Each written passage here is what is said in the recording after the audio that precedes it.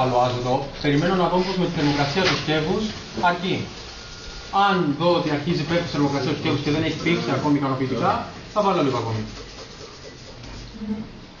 Το ακούτε? Ψήνεται στην ουσία.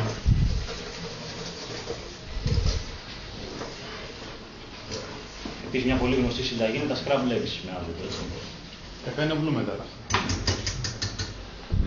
Φυσικά Ψήσιμο, κανονικό, είναι το ίδιο πράγμα. Κίτρινησε. Πρασίνησε.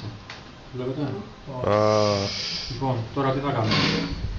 Για να διατηρηθεί ακόμη περισσότερο, εμείς πλάθουμε μια μπάλα και την τηγανίζουμε πάλι μέσα σε υγρό άζωτο. Εντάξει, για να πιάσει κρούσα εξωτερικά όπως πριν το σοκολατάκι και να διατηρηθεί περισσότερο.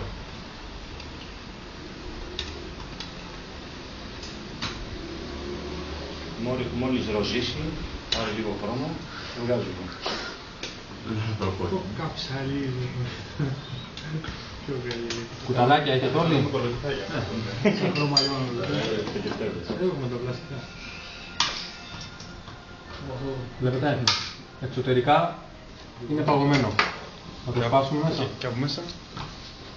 Σορμπέ. Από μέσα κανονικά παγωτά.